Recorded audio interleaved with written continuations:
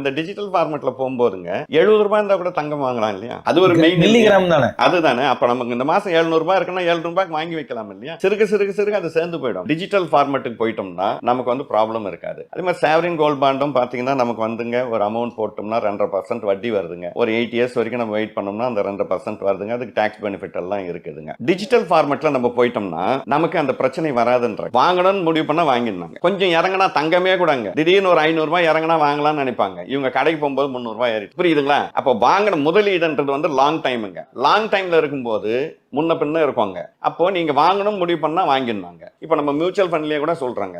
இந்த மியூச்சுவல் ஃபண்ட்லயே நீங்க இன்வெஸ்ட் பண்ணும்போது கூட பாத்தீங்கன்னா எடுத்த உடனே ஒரு லம்சம் அமௌண்ட் போய் நீங்க இன்வெஸ்ட் பண்ணாதீங்க. இப்போ லம்சம் அமௌண்ட் நீங்க இன்வெஸ்ட் பண்ணியிருந்தா இப்போ மார்க்கெட் இறங்கும் போது உங்க அமௌண்ட் இறங்கிட்டு இருப்பாங்க. உடனே என்ன பண்ணுவாங்க? பயந்து எல்லாத்தையும் புக் பண்ணிட்டு வெளியோடி வந்துருவாங்க. திரும்பி பார்த்தா மார்க்கெட் மேலே போயிடுங்க. ஐயோ நம்ம வெயிட் பண்ணியிருக்கலாமேன்னு தோணுங்க. இந்த மாதிரி பேனிக் ஆகினும் இருக்கக்கூடாதுங்க. அப்போ அந்த மாதிரி ஆட்கள் எல்லாம் என்ன பண்ணணும்னா கிராஜுவலா எஸ்ஐபி சிஸ்டத்துக்கு போயிடணும். மாசம் 5000 10,000 போடும்போது என்ன உங்களுக்கு ஆவரேஜ் ஆகினே வருங்க. இப்போ இந்த கோல்டு பீஸ் கூட பார்த்தீங்கன்னா கோல்டு யாரும் இன்னைக்கு ரேட்டு ஹையில் இருக்கா வாங்கிக்கோ, இறங்குதா பரவாயில்ல. நீங்கள் மாதம் வாங்கும்போது என்னன்னா உங்களோட ஆவரேஜ் ரேட் வந்து கரெக்டாக மேலேஜ் ஆகிட்டே வந்துகிட்டு இருக்கோங்க. உங்களுக்கு லோ ரேட்டில் கிடைச்ச மாதிரி ஆகிடுங்க. அப்போது மியூச்சுவல் ஃபண்டில் கூட பார்த்தீங்கன்னா நீங்கள் வந்து எஸ்ஐபி சிஸ்டமாக போட்டுங்க. மாதம் 5000 10,000 நீங்கள் போட்டு வரும்போது ஆவரேஜாக பை நடந்துக்கிட்டே இருக்கும். 5 லட்சம் இருக்குன்னு நீங்கள் எடுத்து போட்டு இந்த மாதிரி மார்க்கெட்டில் கிராஷ் ஆகும்போது உங்களுக்கு பயம் வந்துடும். பாதியில் வெளியே ஓடி வந்துடுவீங்க. வெளியே வந்த உடனே லாஸ் ஆகிடும். திரும்பி பார்த்தீங்கன்னா மார்க்கெட் மேலே போயிடும். அப்புறம் லாங் டைம்னு நீங்கள் முடிவு பண்ணிட்டீங்கன்னா இப்போ கோல்டு பீஸ் எல்லாம் பார்த்தீங்கன்னா லாங் டைம் தான். இதெல்லாம் சும்மா டெய்லியோ இல்லை ஒரு வாரத்திலையோ விற்கிறது கிடையாது. எனக்கு வந்து தங்கத்துக்கு உண்டான பணத்தை சேர்க்கிறேன். 10 வருஷம் கழிச்சு என்ன இருக்கும் அதை எடுத்துக்கிறேன். அன்னைக்கு வந்து அந்த பணமானா யூஸ் பண்ணிக்கிறேன், இல்லை தங்கமானா யூஸ் பண்ணிக்கிறேன். அந்த முடிவோட தான் போனாங்க. அதே மாதிரி மியூச்சுவல் ஃபண்டா எனக்கு ஒரு கோல் இருக்கு. 10 வருஷம் 15 வருஷம் நான் அதை வச்சுப்பேன். மார்க்கெட்ல நடுவில் நடக்கிற எந்த விஷயத்தையும் நான் கவலைப்பட மாட்டேன். அந்த மாதிரி எண்ணம் இருந்தால் தான் முதலீடுங்க. ஸ்டாக்கும் அதே தாங்க. அந்த லாங் டைம்ன்றது ரொம்ப முக்கியமான விஷயங்க. ஒரு வீடு கட்டுறதுக்கு பின்னாடி இருக்கக்கூடிய சிக்கலை சொன்னீங்க. அடுத்த கட்டமாக பார்த்தீங்கன்னா கிரெடிட் கார்டெலாம் தாண்டி சேவிங்ஸ்க்கு நிறைய பிளான்ஸ்லாம் இருக்குது.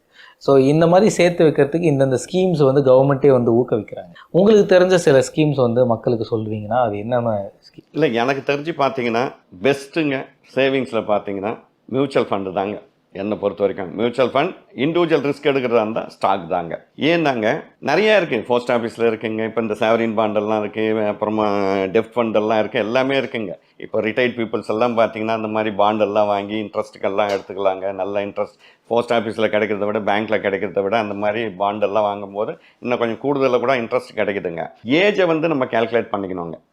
ஏஜை வந்து கேல்குலேட் பண்ணிக்கிட்டு சின்ன வயசாக இருக்குது 30 வயசு 40 வயசெல்லாம் இருக்கும்போது ஓகே நம்ம வந்து கொஞ்சம் ரிஸ்க் எடுத்து கொஞ்சம் ஹை ரிட்டர்ன்ஸாக எடுக்கிற ஏரியாவில் அவங்க வந்து இன்வெஸ்ட் பண்ணணுங்க. அவங்க வந்து பார்த்தீங்கன்னா மியூச்சுவல் ஃபண்டோ இல்லை ஸ்டாக்கோ போகும்போது என்ன ஆகும்னா அவங்களுக்கு வந்து ஒரு டைம் இருக்குது. 10 வருஷம் 20 வருஷம் அவங்களால வந்து வெயிட் பண்ண முடியுங்க. அவங்க கிராஜுவலாக இன்க்ரீஸ் பண்ணிக்கிட்டே வரலாங்க. இல்லைங்க என்னோட விஆர்எஸ் பணம் என்னோட ரிட்டையர்ட் பணம்ங்க எனக்கு இதை வச்சு தான் வாழ்வாதாரம் இருக்குன்றவங்க அழகாக கொண்டு போய் போஸ்ட் ஆஃபீஸ்லேயோ பேங்க்லேயோ போட்டு மந்த்லி வந்துங்க அந்த இதை வந்து எடுத்துக்கலாம்.